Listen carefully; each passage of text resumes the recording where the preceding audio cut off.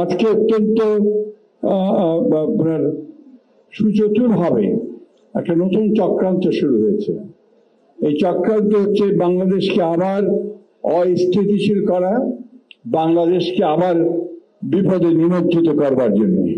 এবং বাংলাদেশের যে প্রতিষ্ঠানগুলো রয়েছে, যে প্রতিষ্ঠানগুলো এখনো বাংলাদেশের স্বাধীনতা সার্বভৌমত্বের ক্ষেত্রে, তার রক্ষার ক্ষেত্রে অত্যন্ত গুরুত্বপূর্ণ প্রয়োজনীয়, তাদেরকেও বিতর্কিত করে ফেলা হচ্ছে। বিশেষ করে সেনাবাহিনীকে বিতর্কিত করা হচ্ছে।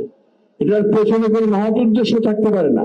এটার পিছনে উদ্দেশ্য একটাই, ঠিক অতীতে ফ্যাসিস্ট সরকার আমলে যেভাবে বাংলাদেশের স্বাধীন সার্বভৌমত্বকে বিপন্ন করা হয়েছে, আজকে আবার বাংলাদেশের স্বাধীন সার্বভৌমত্ব যেন বিপন্ন হয়, আমরা যেন আবার অরক্ষিত হয়ে পড়ি।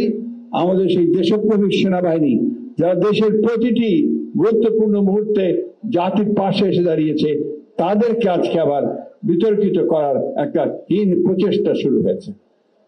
প্রিয় সাংবাদিক বন্ধুরা, আপনারা সব সময় জাতির বিবেক হিসেবে জাতির সামনে এসে দাঁড়িয়েছেন। জাতির মুহূর্ত, বিপদের মুহূর্তগুলোকে আপনারা অতিক্রম করে জনগণকে সঠিক যে সংবাদ, সেই সংবাদ দিয়েছেন, তাদেরকে সমৃদ্ধ করবার চেষ্টা করেছেন। আজকে আমাদের প্রত্যাশা সেইখানে যে আপনারা আবারও সেই একইভাবে আপনাদের সেই ভূমিকা পালন করবেন। বিশেষ করে মিডিয়া সেলের কাছে আমাদের যে প্রত্যাশা, সেই প্রত্যাশা হচ্ছে যে সমস্ত রং ন্যারেটিভস বিএনপির বিরুদ্ধে এখনো প্রচারিত হচ্ছে, ডিসইনফরমেশন প্রচারিত হচ্ছে, তার বিরুদ্ধে আপনারা আপনাদের দায়িত্বগুলো পালন করবেন। গোটা জাতি রুখে দাঁড়াবে। বাংলাদেশকে এই অস্থিতিশীল করার চক্রান্তের বিরুদ্ধে আমরা সবাই এক হয়ে কাজ করব, এই হয়ে আজকে আমাদের প্রত্যাশা।